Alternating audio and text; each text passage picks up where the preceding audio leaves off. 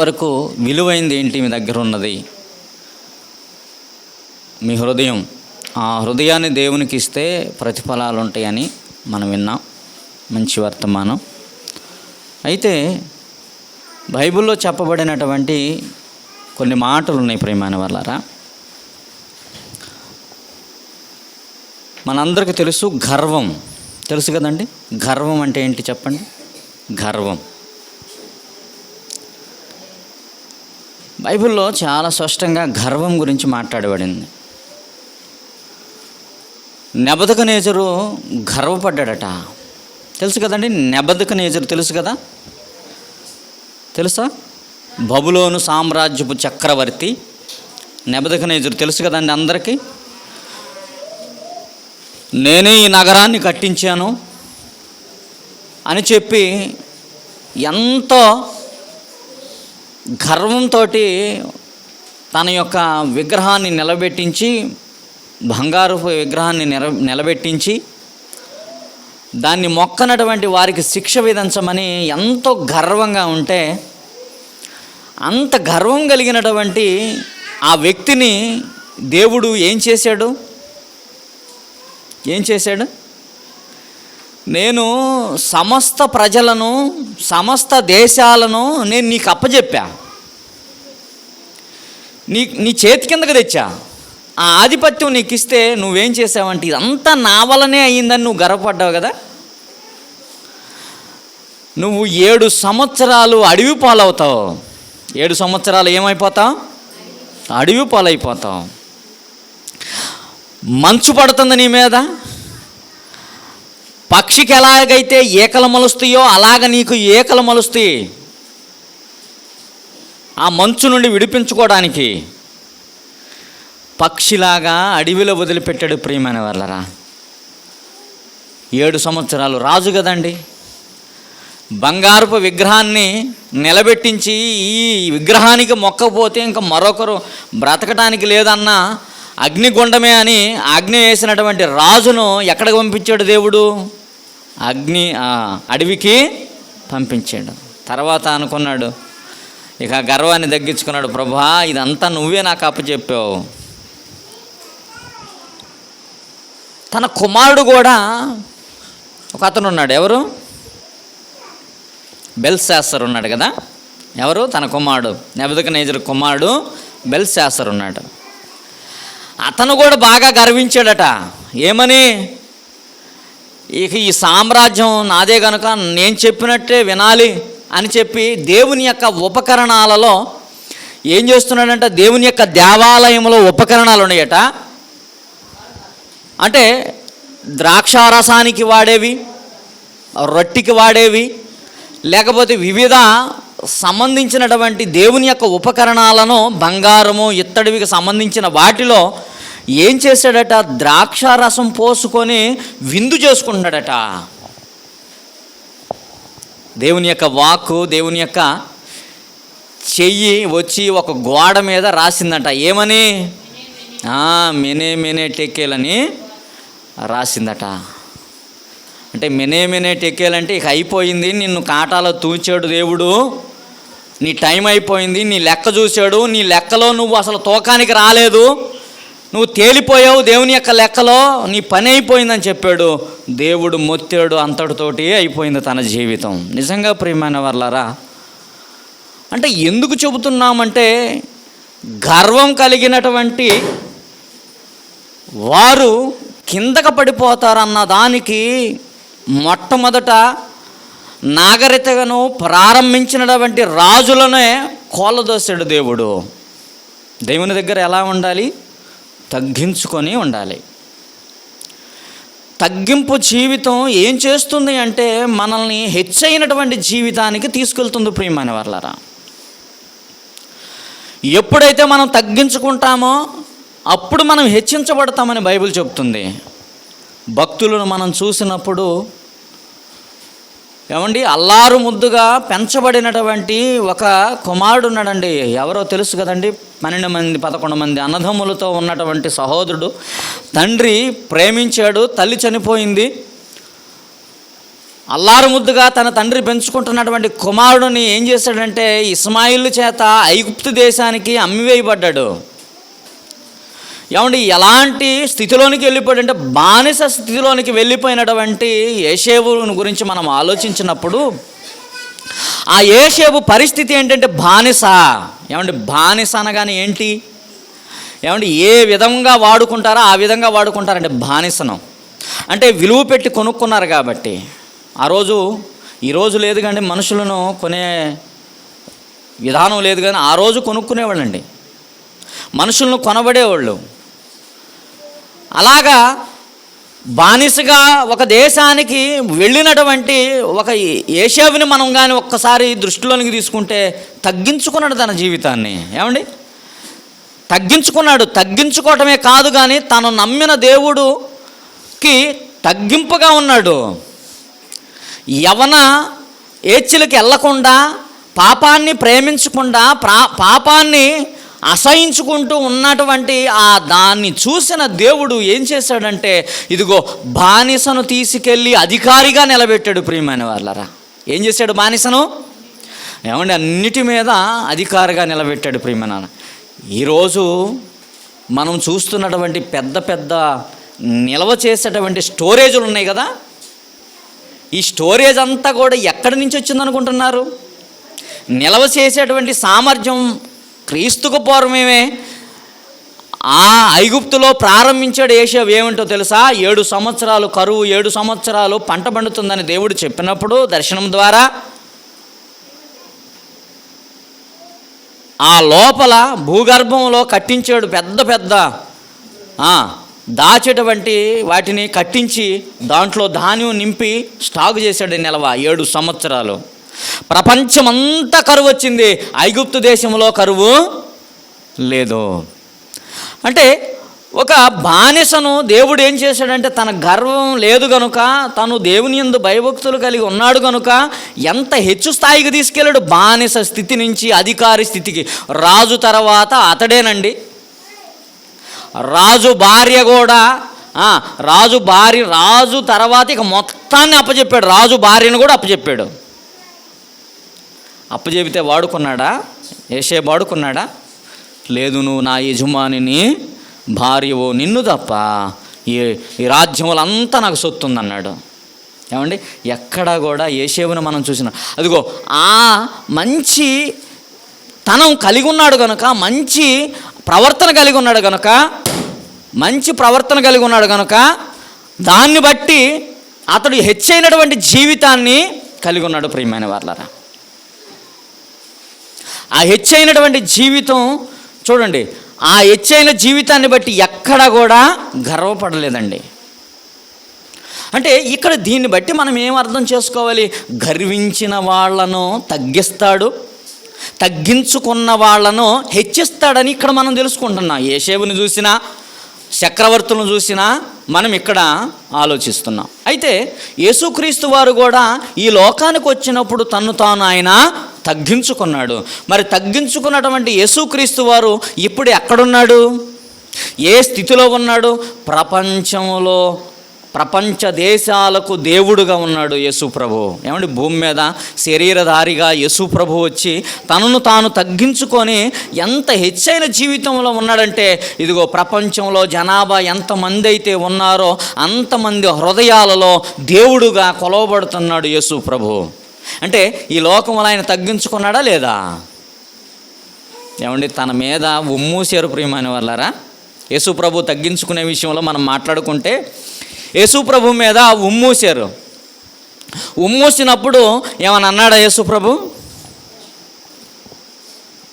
ఏమన్నాడా? పొన్నైనా ఎత్తి మాట అన్నాడా? ఏమనలేదు. ఎవరన్నా మనల్ని ఏమనంటే మనం హెచ్చెళ్ళిపోతూ ఉంటాం. కొరడాతో కొడుతుంటే ఈపి మీద తన వస్త్రాన్ని తనకే కప్పి ఎవరు కొట్టారని అరచేతులతో కొట్టి ఎవరు కొట్టారో ప్రవచించమని అడుగుతున్నప్పుడు తెలీదా ఏ చెయ్యి కొట్టిందో? ఇది ఎవరు? యేసు ప్రభుకు తెలీదా? సమరయ స్త్రీలో హృదయంలో ఉన్నటువంటి సంగతులే ఎరిగిన దేవుడు ఎవరు కొట్టారో తెలీదా యేసు ప్రభుకి? 6 భర్తలు ఉన్నారన్న సంగతి ఎరిగినటువంటి యేసు ప్రభు శిష్యుల మనసుల్లో ఏమనుకుంటున్నారో ఎరిగిన ప్రభువు తెలియదా ఎవరు కొట్టారో? తెలుసండి. అయినా తెలిసినా ఎందుకు తగ్గించుకున్నాడంటే రాబోతున్న జీవితం ఉన్నతమైనటువంటి జీవితం. ఆ జీవితం కలిగి ఉండటానికి మనం ఏం చేయాలంటే తగ్గించుకోవాలి. తగ్గించుకోకపోతే పరిస్థితి ఏంటి? తగ్గించుకుంటే పరిస్థితి ఏంటో మనం ఆలోచిస్తున్నాం ప్రియమైన వాళ్ళరా. అంటే మనిషికి సాధారణంగా గర్వం ఉంటుందండి. ఏ విషయంలో గర్వపడాలి? భక్తి విషయంలో నువ్వు ముందుకు వెళుతున్నావా? గర్వపడు, అందులో తప్పు లేదు. మంచి విషయాలలో నువ్వు వెళుతున్నావా? అందులో గర్వపడు, తప్పు లేదు. కానీ చెడ్డ విషయాలలో గర్వపడేవాళ్ళు చాలామంది ఉన్నారు ప్రియమైన వాళ్ళరా. చెడ్డ విషయాలు, చెడ్డ పనులు చేస్తూ ఆహా నాకు ఇది తగినది, ఇదే గొప్ప అనుకునేవాళ్ళు చాలామంది ఉన్నారు. అంటే దీన్ని బట్టి మనం ఏం అర్థం చేసుకోవాలంటే పరిశుద్ధ గ్రంథాన్ని ఒకసారి ఆలోచించినప్పుడు దేవుడు అక్కడ మాట్లాడుతున్నాడు. ఒకసారి మీరు చూడండి, సామెతల గ్రంథము చూడండి. ఒకసారి సామెతల గ్రంథము 8వ అధ్యాయం 13వ వచనాన్ని ఒకసారి మీరు చూడండి ప్రియమైన వాళ్ళరా. యెహోవా యందు భయభక్తులు కలిగి ఉండుట, చెడుతనమును అసహించుకొనటయే గర్వము, అహంకారము, దుర్మార్గుత.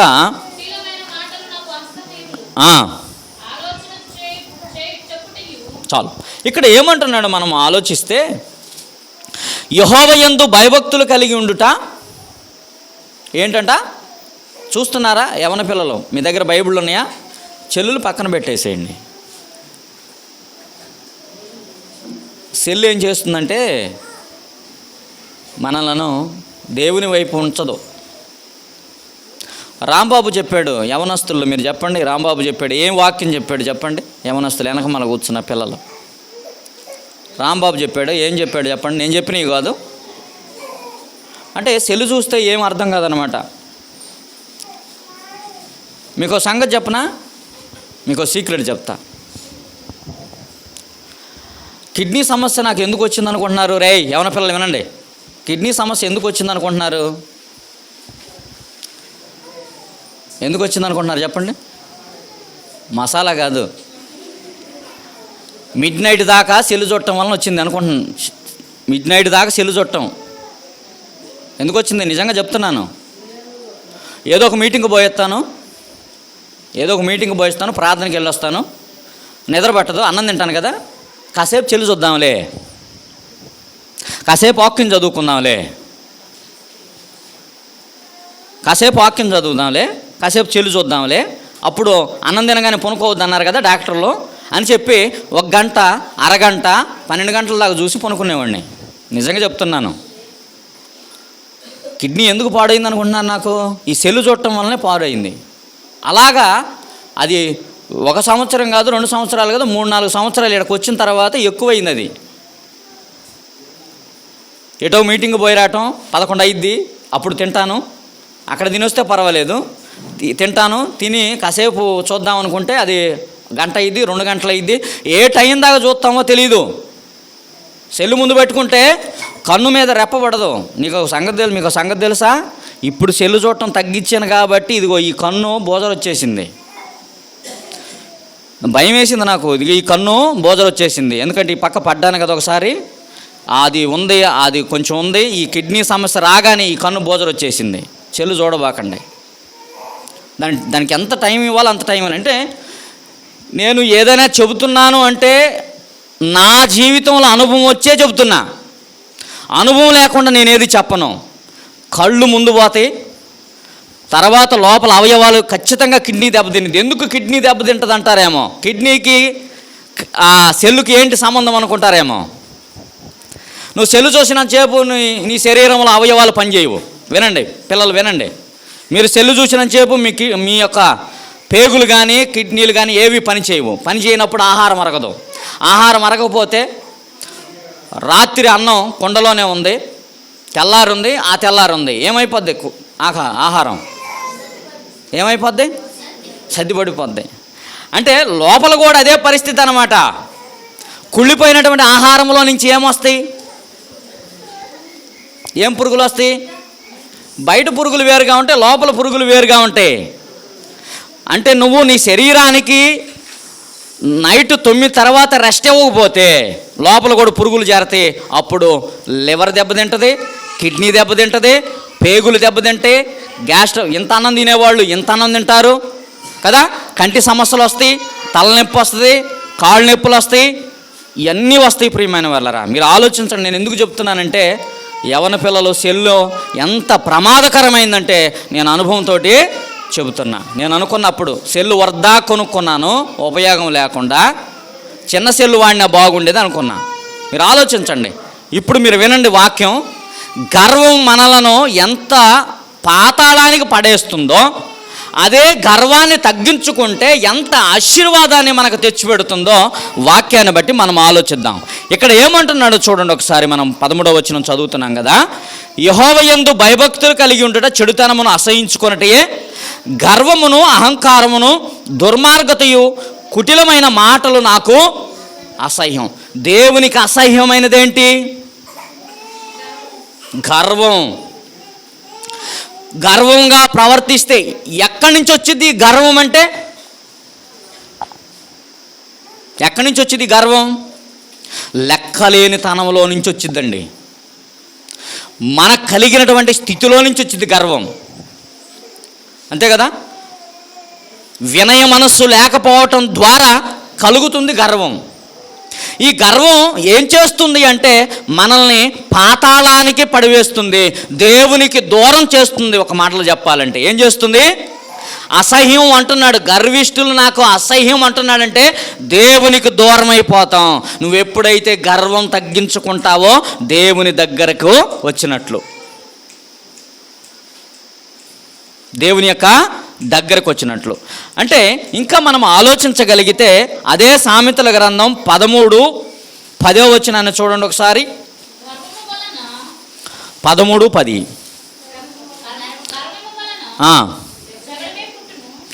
గర్వం వలన జగడమే పుట్టును, ఆలోచన వినువానికి జ్ఞానము కలుగును. గర్వం వలన ఏం పుడుతుందట? ఈ గొడవలు ఇదంతా కూడా ఎక్కడి నుంచి వస్తుందో తెలుసా? గర్వపు మాటల్లో నుంచి. రే నాకేంట్రా తక్కువ? పిల్లలండి ఈరోజు అన్నీ చెప్పకూడదు. నాకేంటి తక్కువ? తల్లిదండ్రులు కూడా అండి. మా అబ్బాయి మంచోడండి, మా అబ్బాయి గొప్పోడండి. గర్వం.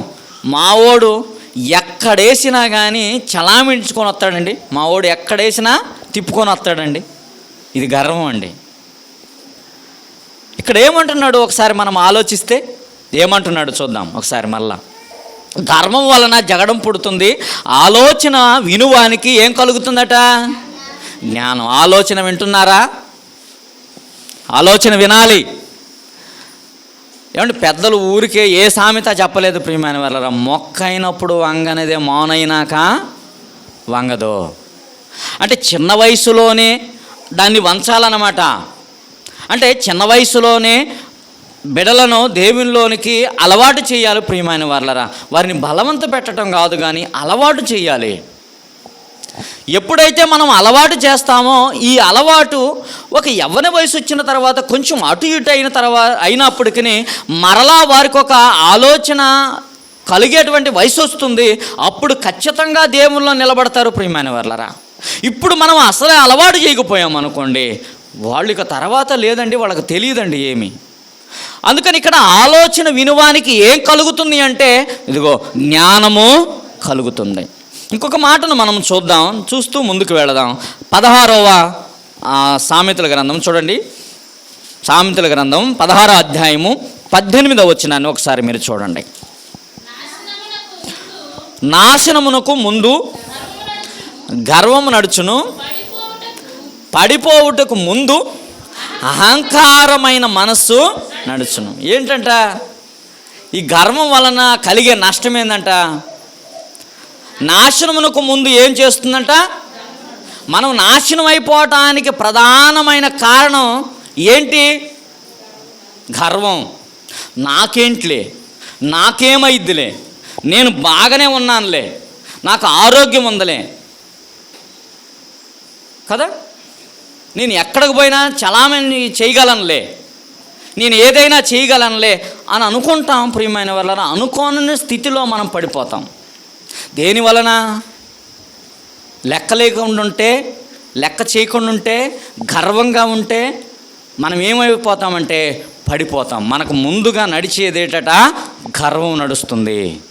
ఆ గర్వం వలన ఏంటంటే మనకి ఇబ్బంది కలుగుతుంది, చాలా ఇబ్బంది కలుగుతుంది. ప్రియమైన వాళ్ళరా, ఆ ఇబ్బంది నుండి మనం ఉండాలి అంటే దేన మనస్సు ధరించుకోవాలి. అందుకని ఇంకొక మనస్సు చెప్తున్నాడు ఇక్కడ చూడండి, అక్కడ ఇంకొక మనస్సు గురించి చెప్తున్నాడు కదా. పడిపోవుటకు ముందు అహంకారమైన మనస్సు. గర్వమునకు సంబంధించినది అహంకారమట. లెక్క లేకుండా ఉంటారు. తల్లిదండ్రులను ఎట్ట మాట్లాడే పిల్లలను నేను ఈరోజు చూస్తున్నానంటే అసలు మామూలుగా మాట్లాడ తల్లిదండ్రులను అంత మనగాళ్ళు అయిపోయారు ఒక్కొక్కళ్ళు. అమ్మా, తీసుకెళ్ళి హైదరాబాదులో విడిచిపెడితే ఏ మూల నుంచి ఏ మూలకు వస్తారో వాళ్ళకే తెలియదు. కానీ తల్లిదండ్రులు మాట్లాడమను. హైదరాబాద్ మనదే కదా, మన రాష్ట్రమే కదా, మిగతా రాష్ట్రం తర్వాత సంగతి. హైదరాబాదులో వదిలిపెడితే వీళ్ళు హైదరాబాద్ అమ్మేసి వస్తారనుకుంటా నేను. అమ్మేసేవాళ్ళే వీళ్ళు. అంటే ఏంటి అంటే పరిస్థితులు ఏంటంటే, మనం ఒక యేషావుని తీసుకుంటే గర్వం ఎక్కడా లేడు. తాను దేవునికి భయభక్తులు కలిగి ఉన్నాడు కనుక అధికారాన్ని సాధించాడు. ఇంకా తన మీద కుట్ర చేసి ఏం చేశారు? యేషావును మంచికి పోయాడు. ఒక భావం చెబితే అతన్నే శిక్షకు తీసుకెళ్ళారు కదా. ఆ శిక్షలో ఉన్న వాళ్ళకి ఒక కలభాగం చెబితే, ఒక్కసారి నన్ను జ్ఞాపకం చేసుకోయ్యా నువ్వు రాజుకాడికి వెళ్ళినప్పుడు అంటే అది జ్ఞాపకం చేసుకోవాలా. చెయ్యిన తప్పుకు చెరసాల్లో ఉన్నాడు కదా. చెయ్యిన తప్పుకే కదా చెరసాలకు వెళ్ళాడు. అంటే ఇక్కడ దేవుడు దీనులను విడిచిపెట్టడనమాట. చాలా ఉన్నతంగా దేవుడు తన గర్వాన్ని విడిచిపెట్టుకొని దేవుని ఎడల వినయ మనస్సు కలిగి ఉంటే వారిని దేవుడు హెచ్చించేటువంటి జీవితాన్ని ఇస్తాడని ఇక్కడ తెలియపరుస్తున్నాడు. ప్రియమైన వాళ్ళారా, ఇంకా మనము 21వ కీర్తన 24వ వచనాన్ని మనం చూద్దాం. 24వ సామెతల గ్రంథం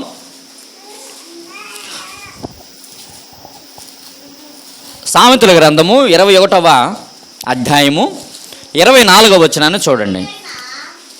అమ్మా, అహంకారి అయిన గర్విష్ఠునికి అపహాసుకుడని పేరు.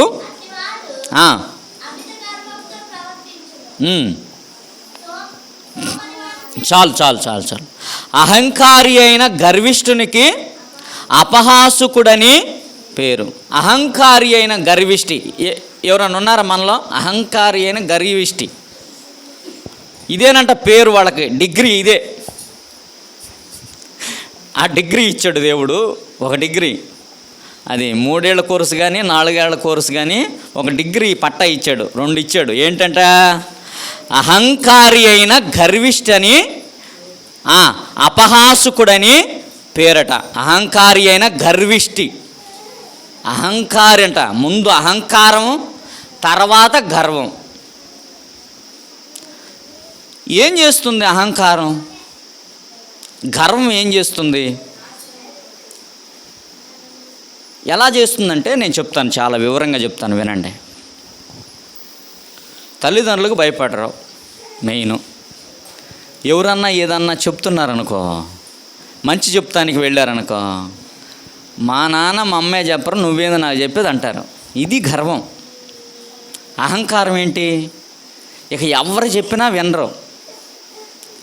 ఈనాడు తల్లిదండ్రులు తలబొట్టుకొని ఏడుస్తున్నారు పిల్లల విషయమై. ఎవరు మీకు చెప్పరేమో, నాకు చెబుతారు తల్లిదండ్రులు, నాకు చెప్తారు. చాలామంది తల్లులు తండ్రులు నాకు చెప్పి ఏడిసేవాళ్ళు చాలామంది ఉన్నారు. ప్రియమైన వాళ్ళరా, ఎందుకు?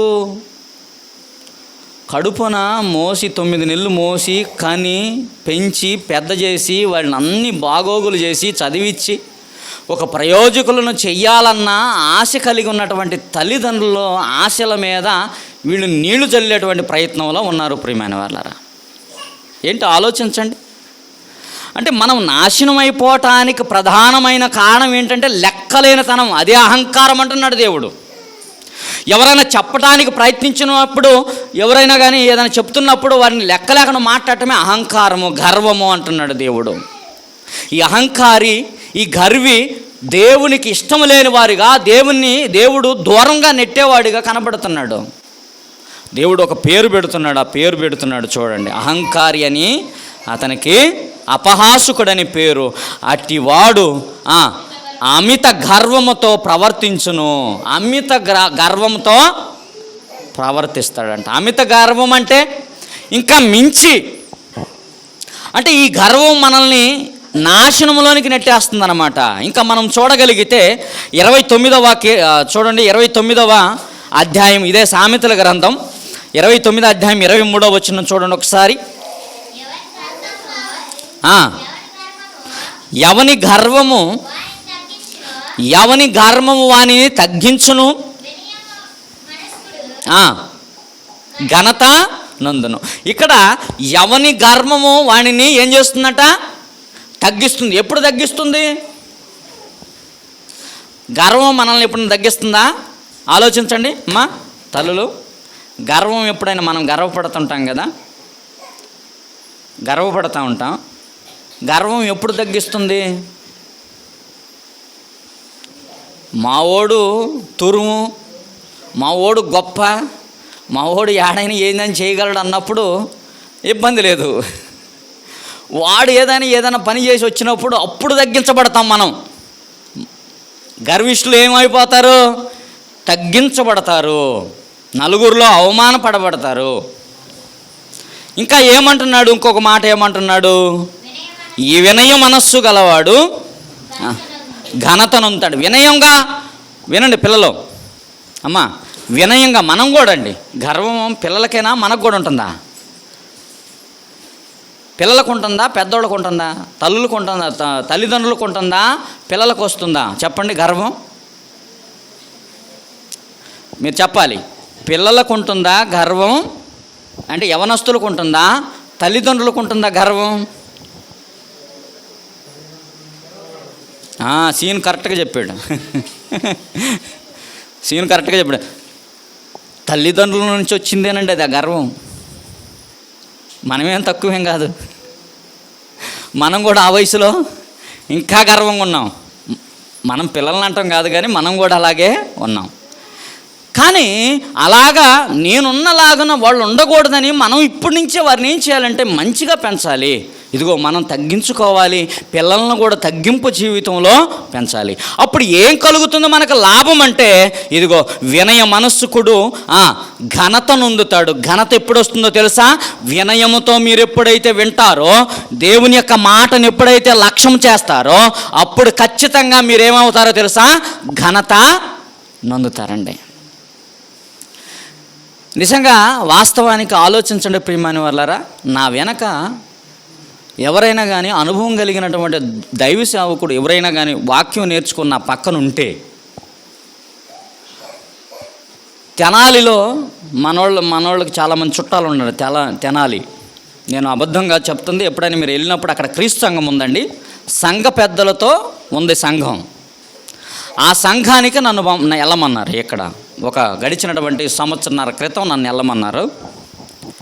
నేనన్నాను రాంబాబును పంపిస్తానన్నా. అప్పటికే ట్రైనింగ్ అయిపోయింది, ఇంకొక 6 నెలల్లో ట్రైనింగ్ అయిపోద్ది. ఇప్పుడు సంవత్సరన్నర చేశాడు, 6 నెలలు కూడా పూర్తయితే నేను పంపిస్తానని చెప్పాను. అంటే ఆయన అన్నాడు, కాదు చిట్టుబాబు, ఆ అబ్బాయికి అనుభవం లేదు, వాళ్ళు అసలే అతలాకుతలంగా ఉంది. 200 మంది సంఘం కాస్త ఏమైపోయింది అంటే 70 మందికే వచ్చింది. సీలికలు వచ్చేసినాయి, సావుకుడు వెళ్ళిపోయాడు. నువ్వు వెళ్ళాలి చిట్టుబాబు, వదిలిపెట్టి వెళ్ళిపో అన్నాడు. వెళ్ళు, ఇక్కడ రాంబాబుని పెట్టి అన్నాడు. లేదండి దురానాథులు వదిలిపెట్టి నేను వెళ్ళను. ఇక్కడ నేను అర్థం చేసుకోవడానికి, వాళ్ళు నన్ను అర్థం చేసుకోవడానికి ఇన్ని సంవత్సరాలు పట్టిందండి. మరలా ఎవరన్నా వస్తే వాళ్ళు అర్థం చేసుకోవడం కష్టం అని నేను చెప్పాను. నేను వెళ్ళను, నేను రాంబాబుని పంపిస్తానంటే, వద్దు చిట్టుబాబు, అనుభవం కలిగిన వాళ్ళు కావాలి. అది అలాగ పోయింది. సేవకుడికి 10,000 దాకా ఇస్తున్నారు ప్రియమైన వాళ్ళ సంఘం కానీ అక్కడ సంస్థ నుంచి కానీ. ఎప్పుడూ కూడికలు ఉంటాయి. అదే నా వెనక ఎవరైనా నేర్చుకుని వాక్యం నేర్చుకొని ఉంటే అక్కడికి పంపించేవాడిని. ఆ తర్వాత మరలా పేటలో ఒక సంఘం వచ్చింది. అప్పుడు ట్రైనింగ్ పూర్తి చేసుకొని రాంబాబు ఉన్నాడు. రాంబాబుని అక్కడికి పంపించాను. నేను ముందు ఒక 6 నెలలు వెళ్ళాను, ఆ తర్వాత రాంబాబుని పంపించాను.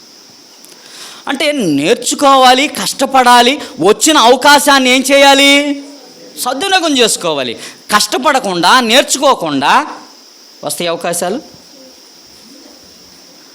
పనివాడికి పని ఉంటుందా లేదా? పెయింట్ పని చేసేవాడికి పని ఉంటుంది, బేల్దారి పని చేసేవాడికి బేల్దారి పని ఉంటుంది.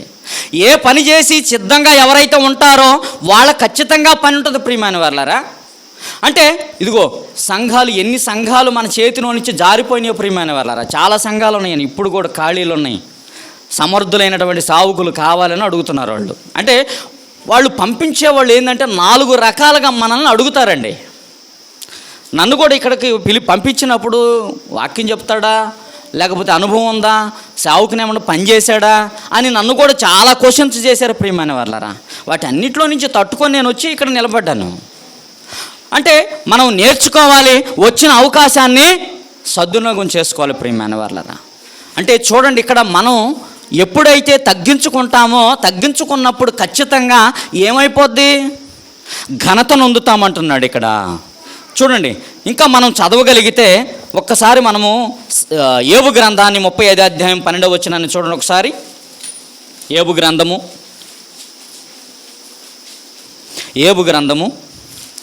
35వ అధ్యాయము. కాగా వారు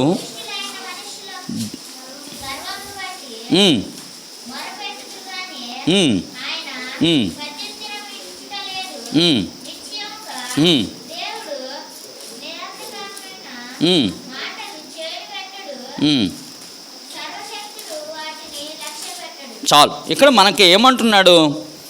35:12 చదువుతున్నాం కదా. 35:12 వచనాన్ని మనం చదువుతున్నాం. యోబు గ్రంథము 35:12. కాగా వారు దుష్టులైన మనుషులు గర్వమును బట్టి మొర్రపెట్టుదురు కానీ. మనుషులు ఏం చేస్తున్నారట? పిల్లలు వినండి, మనుషులు ఏం చేస్తున్నారు? ఏం చేస్తున్నారట? మనుషులు ఏం చేస్తున్నారు? గర్వమును బట్టి మొరపెడుతున్నారు. గర్వంతో కూడా ప్రార్థన చేస్తారా? గర్వాన్ని బట్టి ప్రార్థన చేసేవాళ్ళు ఉన్నారా? బైబిల్లో ఎవరైనా ఉన్నారా? జ్ఞాపకం చేసుకోండి. ఎవరు గర్వంతో ప్రార్థన చేసేవాళ్ళు బైబిల్లో ఉన్నారు? ఒక 2 ఉన్నారు. ఎవరెవరు? సుంకరి అయినా సుంకరి, ఇంకెవరు? పరిసయ్యుడు. సుంకరి ఎలా ప్రార్థన చేస్తున్నాడు? అయ్యో, బయటే నిలబడ్డాడట, దేవుని యొక్క దేవాలయం బయటే నిలబడ్డాడు. అయ్యా, నీ దేవాలయానికి రావడానికి నాకు శక్తి చాలదు, నేను అసలు పరిశుద్ధుని కాదు అని చెప్పి తల ఎత్తుటానికైనా చాలక, ధైర్యం చాలక గుండెలు బాదుకుంటూ, రొమ్ము కొట్టుకుంటూ ఏం చేస్తున్నాడంట? అయ్యా, నేను పాపిని, నన్ను క్షమించు అని చెప్పిన పదాన్ని చెప్పి ప్రాధేయపడుతున్నాడంట. కానీ పరిసయ్యుడు ఏమంటున్నాడు? పరిసయ్యుడు ఏమంటున్నాడు చెప్పండి? అయ్యా, లోపలికి వచ్చాడంటే సరాసరిని వచ్చి బోర్లా పొనుకొని మాట్లాడుతున్నాడు. ఏమని? ఇదిగో ఈ సుంకర్లాగా నేను పాపిని కాదయ్యా, వారమునకు 2 సార్లు నేను ఉపవాసం ఉంటున్నాను, నీకు 10వ భాగాలు ఇస్తున్నాను, ఇదిగో నన్ను మట్టికి ఈ సుంకర్లాగా ఉంచకుండా నన్ను ఇంకా బాగా హెచ్చించు, నన్ను బాగా దీవించు అంటున్నాడట.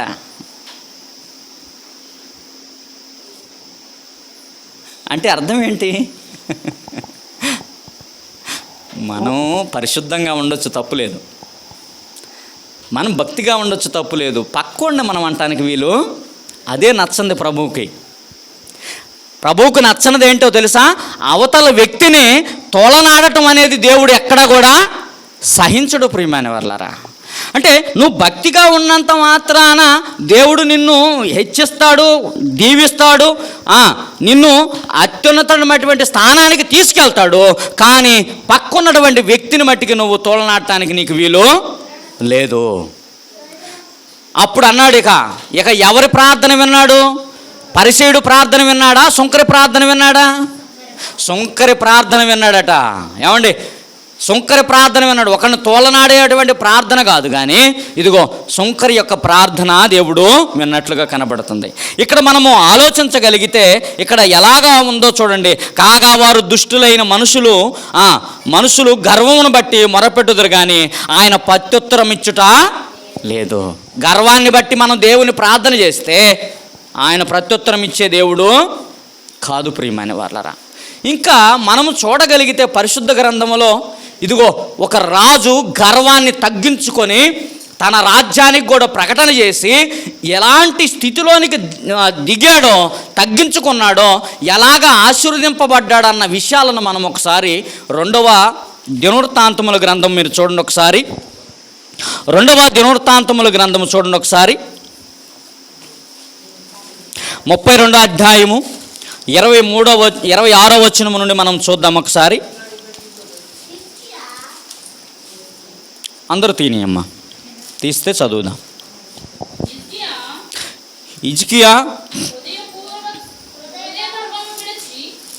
చదవండి జాగ్రత్తగా, అందరూ బైబిల్ తీసి చదవండి, అందరికీ తెలుసు కాబట్టి మరి చదవగలిగిన వాళ్ళే అనుకుంటున్నాను. 32వ అధ్యాయము 26వ వచనం నుండి 29వ వచనం వరకు మనం జాగ్రత్తగా పరిశీలించగలిగితే ఇక్కడ ఉన్నతమైనటువంటి మాటలు చెప్తున్నాడు. హిజ్కియా హృదయ గర్వమును విడిచి తనను యెరూషలేము కాపరస్తులను తమ్మును తాము తగ్గించుకొనిరి గనుక హిజ్కియా దినములలో యెహోవా కోపం జనుల మీదకి రాలేదు. జాగ్రత్తగా వినండి. హిజ్కియా ఎవరంటే యోధారాజుగా ఉన్నాడు. ఆ దేశం మీదకి దేవుని యొక్క కోపం రాకుండా ఉంది అంటే కారణం ఏంటంటే తనను తాను తగ్గించుకున్నాడు. దేవుడు కోప్పడతా ఉన్నాడు వాళ్ళు చేసేటువంటి శాస్త్రాలను బట్టి, వాళ్ళు ప్రవర్తించేటువంటి ప్రవర్తన బట్టి. ఎవరు తగ్గించుకున్నాడు చెప్పాలి అమ్మా? ఎవరు తగ్గించుకున్నారు? పిల్లలు ఎవరు తగ్గించుకున్నారు? ఇంకెవరు తగ్గించుకున్నారు? తనను తన దేశంలో ఉన్న ప్రజలందరూ కూడా తగ్గించుకున్నారు కనుక దేవుని యొక్క కోపం ఆ దేశం మీదకు రాలేదు.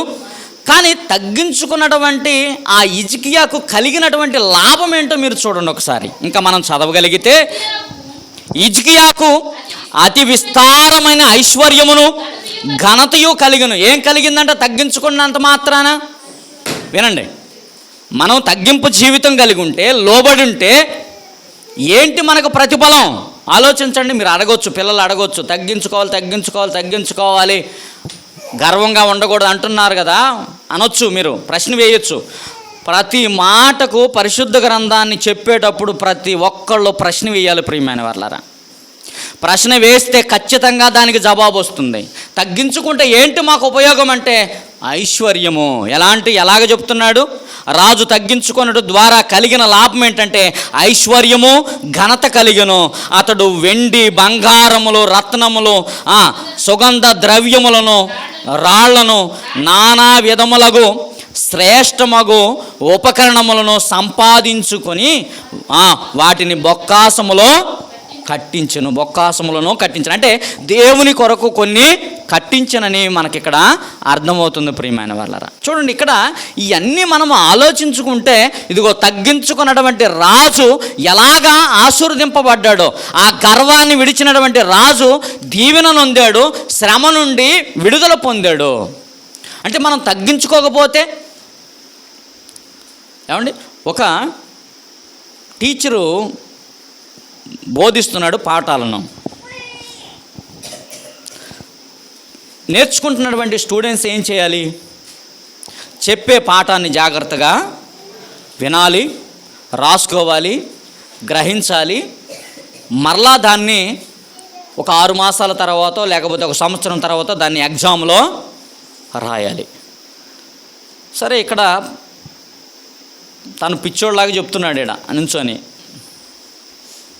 చెప్పాడు, ఇక్కడ కాలు మీద కాలు వేసుకొని కూర్చొని విన్నట్టు ఆ క్యాప్ తీసి ఆ పెన్ను నోట్లో పెట్టి వాడి మీద క్యాప్ వేసి వీడి మీద క్యాప్ వేసి పేపర్ వీడి మీద వేసి విన్నాడు, వెళ్ళిపోయి ఇంటికి వెళ్ళిపోయి సంవత్సరం గడిచింది. అదే ఆ పాఠంలోని ప్రశ్నే వచ్చింది. రాశారా? చాలామంది అందుకే 10th కూడా ఫెయిల్ అయిపోయిన వాళ్ళు ఉన్నారు. పెద్ద పెద్ద కాలేజీల్లో చదివేవాళ్ళు కూడా 50,000 1,00,000 పెట్టి చదివే పిల్లలు కూడా ఫెయిల్ అయిపోయారు. ఈనాడు ఫెయిల్ అయిపోయి కూర్చున్నారు. కనీసం 6 పోయినాయి అంట ఈ మధ్య. 6 సబ్జెక్టులు ఉంటే 6 సబ్జెక్టుల్లో ఫెయిలే. పాస్ మార్కులు కూడా లేవు. అంటే విన్నాడా వినలేదా? వినలేదు. వీడికి ఏముంది? నడినెత్తులో ఉంది వీడికి గర్వం. ఆ గర్వం ఏం చేసింది? ఈనాడు నలుగురిలో అందరూ పాస్ అయ్యారు కదా. మా మరదలో ఒక అమ్మాయి ఉంది, మా చిన్న మరదలో ఒక అమ్మాయి ఉంది. ఎన్ని వచ్చినాయి? 354 వచ్చినాయి. అమ్మయ్య దేవుడా నేను పాస్ అయ్యాను అని చెప్పి అందరికీ థమ్స్అప్ తెచ్చిచ్చిందట. అంటే పాస్ అయ్యిందంటే దాని అర్థం ఏంటి? చదివిందనే కదా. అదిగో అమ్మాయి వాళ్ళ చెల్లెలేను, శ్రావణి వాళ్ళ చెల్లెలు కావ్య అని, గని అమ్మాయి ఇద్దరు ఒకలాగే, వాళ్ళు ఒకే క్లాసు. చూడండి, అంటే పాస్ అయ్యామంటే చదివేమని అర్థం. పాస్ కాలేదంటే వాడు ఎన్ని దిద్దాడు, ఆ పేపర్ వచ్చినప్పుడు ఎన్ని దిద్దాడు అంటే వీడికి తలలో ఎక్కడుంది? తలలో ఏముంది? వీడికి గర్వం ఉంది, అందుకనే ఫెయిల్ అయిపోయాడు. ఇంకా ఆలోచించండి మీరు. ఇక్కడ రాజు అత్యున్నత జ్ఞానము పొందుకున్నాడు, ఘనత నొందాడు, ఇంకా సంపాదించుకున్నాడు. ప్రియమైన వారలారా, ఇదంతా ఎలా కలిగిందంటే తగ్గించుకున్నడం ద్వారా కలిగింది. మరొక మాటను, చివరికి ఒక మాటను చూడండి ప్రియమైన వారలారా, చెప్పి నేను ముగిస్తాను. చూడండి ఒకసారి యెషయా గ్రంథము 2వ అధ్యాయము 17వ వచనాన్ని ఒకసారి మీరు చూడండి. యెషయా గ్రంథము. అప్పుడు నరుల అహంకారము అనగద్రొక్కబడును, మనుషుల గర్వము తగ్గింపబడును. చాలు. ఇక్కడ ఏమంటున్నాడు? అప్పుడు నరుల అహంకారము అణగద్రొక్కబడును, మనుషుల గర్వము తగ్గించబడును. నువ్వు ఎంత గర్వం కలిగి ఉన్నప్పటికీ ఒకానొక నాడు తగ్గించబడుతుంది. ఏమండి? ఎప్పుడు తగ్గించబడుతుంది? అహంకారము, గర్వము ఎప్పుడు తగ్గించబడుతుంది చెప్పండి? చాలామంది చేతుల్లో శక్తి ఉన్నప్పుడు, కాళ్ళల్లో సత్త ఉన్నప్పుడు, శరీరంలో ఆరోగ్యం ఉన్నప్పుడు ఏం చేస్తారంటే వాళ్ళు ఇష్టానుసారంగా పోతూ ఉంటారు ముందుకి. అది తగ్గినప్పుడు పరిస్థితి ఏంటి? అది తగ్గినప్పుడు ఏంటి పరిస్థితి? ఆ గర్వము అణిగిద్ది, అహంకారము తగ్గిద్ది కదా. ఒక అతను గర్వంతో దేవుడు ఒక మాట చెప్పాడు. ఏమని? పలానా చోటకి వెళ్ళి నా సువార్త చెప్పు అని చెప్పి అన్నీ సిద్ధపరిచి పంపించాడు. అరే నువ్వు మాటూరు వెళ్ళంటే ఎటు వెళ్ళాడంటే పూనూరు వెళ్ళాడు. మాటూరు వెళ్ళి సువార్త చెప్పు అడగబోయి ఒక నా హెచ్చరిక చెప్పు అని అంటే ఇటు వెళ్ళాడు, పూనూరు వెళ్ళాడు. ఈ మధ్యలో ఏం చేశాడు దేవుడు? ఒక పెద్ద అలానే సృష్టించి గాలి, వాన, తుఫాను అంతా కలుగు చేసి ఏం చేశాడు? ఆ మధ్యలో నాయనలారా మీ గురించి కాదు ఈ వాన, తుఫాన, గాలి నా వల్ల వచ్చిందయ్యా. ఇటు పొమ్మన్నాడు దేవుడు, నేను ఇటు పోయాను. మీరు నన్ను ఏం చేస్తారంటే నన్ను ఎత్తి సముద్రంలో వేయండి, నన్ను ఎత్తి సముద్రంలో వేయండి అని గర్వంగానే కదా వెళ్ళాడు ఇటు యోనా కదా. నినివే పట్టణానికి వెళ్ళమంటే తార్షీషుకు కేవు తీసుకొని టిక్కెట్ తీసుకొని ఇటు వెళ్ళాడు. నడి సముద్రంలో ఆ పడవ ఏమైపోతుంది? ఓడ అతలాకొతలం అయిపోతుంది. ఇక చూడు, ఇక ఎవరని చీట్లు వేసుకుంటున్నారంట. ఎవరో కాదు నేనే. నిద్రపోతున్నాడు అప్పటికే. ఎందుకు వచ్చిందంటే నా గురించే వచ్చింది. అయ్యా నేను ప్రవక్తని, దేవుని యొక్క దాసుణ్ణి, నన్ను ఏం చేస్తానంటే సముద్రంలో వెయ్యండి, అప్పుడు ఈ తుఫాన్ తగ్గదే. లేకపోతే అంటే అప్పుడు కనిగింది గర్వం. ఎక్కడ అనిగింది? ఆ సముద్రంలో వెయ్యిగానే అనిగింది అనుకుంటున్నారా? అనగలేదు అతని గర్వం. ఇదిగో ఎక్కడికి పోయాడంటే చేప గర్భంలోనికి వెళ్ళిపోయాడు. చేప గర్భంలోనికి వెళ్ళిపోయి ఆ మత్స్యపు గర్భంలో ఉండి ప్రార్థన చేస్తున్నాడు. ఆశలో ఉండి ప్రార్థన చేస్తున్నాడు దేవునికి. అయ్యా, నేను అంధకారంలో ఉన్నాను, చీకటిలో ఉన్నాను, నన్ను విడిపించయ్యా అని అప్పుడు 3 దినాలు ప్రార్థన చేస్తే నినివే పట్టణపు ఒడ్డున కక్కిందంట చేప. అప్పుడు కనిగింది గర్వం. అప్పుడు కూడా గర్వం బాలేదండి. ఏం చేశాడు యోనా? ఏం చేశాడు? పోయి ఊరి కట్ట రౌండ్ పోయి ఇలాగ ప్రకటన చేసి పోయి ఊరు చివర కూర్చున్నాడంట. ఊరు చివర కూర్చున్నాడు. ఇది తగలబడిద్దో, ఇది పాడైపోద్దో, లేకపోతే ఎట్టో చూద్దామని ఊరు చివర కూర్చున్నాడంట. ఇదిగో ఇలాగే మంచి ఎండ్లాకాలం అంట ప్రియమైన వాళ్ళరా. బాగా మాడు మండిపోతూ ఉంది. మండిపోతూ ఉంటే ఇక అతను ఒక సాట కూర్చున్నాడు, ఒక దగ్గర కూర్చుంటే దేవుడు ఏం చేశాడంటే ఇదిగో ఒక స్వర చెట్టును మలిపించాడంట. ఏం చెట్టును? ఒక స్వర చెట్టును మలిపించి బాగా తీగలేసింది, బాగా నెత్తిపైకి వచ్చింది. దేవుడు ఒక పురుగును పంపించాడట ఆ చెట్టు మీదకి. ఏం చేశాడు కదండి? ఒక పురుగును, గొంగల పురుగును పంపించాడంట. శుభ్రంగా అది ఆకులన్నీ తింటా వచ్చిందంట. అంతకుముందు అది నీడొచ్చలేక అబ్బా దేవుడు నన్ను కాపాడాడు అనుకున్నాడంట. నాకు ఎండ తగలేదు, హాయిగా ఉంది నాకు అనుకున్నాడు. ఆ పురుగును పంపించి ఆ ఆకులన్నీ తినిపించేసరికి అమ్మో ఇక నేను చచ్చిపోదాను అనుకున్నాడు. యోనా, 20 లక్షలకు పైగా జనాంగం ఉన్నారు ఆ నినివే పట్టణంలో. నేను ఇటు బొమ్మంటే నువ్వు ఇటు పోయేవు. నా ప్రజల బాధ నీకు ఎండ తగిలితేనే నువ్వు అంత బాధపడుతున్నావే, మరి నా ప్రజలు ఏం కావాలని అప్పుడు అడిగాడంట. నీ గర్వం తగ్గాలి అని. అంటే దేవుని ప్రజల కొరకు దేవుడు ఏం చేస్తున్నాడంటే తన యొక్క దాసులను సిద్ధపరిచి ఇదిగో అష్ట కష్టాలు పెట్టి దేవుని ప్రజలకు వర్తమానము వినిపిస్తున్నాడు. ఏం చేశారంటే అక్కడ ఈ వర్తమానం విన్న ప్రజలందరూ ఏం చేశారు చెప్పండి? నినివే వాసులంతా రాజు మొదలుకొని మొత్తం పశువులతో సహా ఏం చేశారంటే 3 రోజులు ఉపవాసం ఉండి దేవునికి ప్రార్థన చేశారు. అంటే ఆ ప్రజలంతా కూడా తగ్గించుకున్నారు, తమ గర్వాన్ని విడిచిపెట్టారు కనుక ఆ దేశమంతా కూడా రక్షింపబడింది. దేవుని యొక్క కాపుదలలో రక్షింపబడింది నినివే పట్టణం. అంటే మనము కూడా ఏం చేయాలంటే మనల్ని మనం తగ్గించుకొని దేవునిలో ఎదగటానికి మనం ఇష్టపడితే దేవుడు ఉన్నతమైనటువంటి ఆశీర్వాదాలతో మనందరిని నింపుతాడని దేవుడు ఈ వాక్యాన్ని దీవించునుగాక. ప్రార్థన చేసుకుందాం.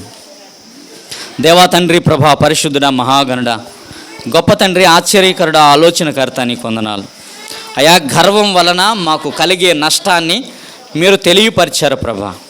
అట్టి గర్విష్ఠులుగా కాక నీ ఎడల నాయన భయభక్తులు కలిగిన వారిగా, వినయముతో ఉండేవారిగా, నా ఇదిగో తండ్రి అహంకారమును విడిచిపెట్టేవారిగా మేము సిద్ధపడి నా తండ్రి నీలో ఎదిగి నా తండ్రి ఉన్నతమైనటువంటి రాజ్యానికి వారసులుగా అగునట్లు సహాయము చేయమని, దీవించమని, బలపరచమని యేసుక్రీస్తు వారి పేరట ఈ మనవులన్నీ అడిగి వేడుకుంటున్నాము తండ్రి. ఆమేన్. ఆమేన్.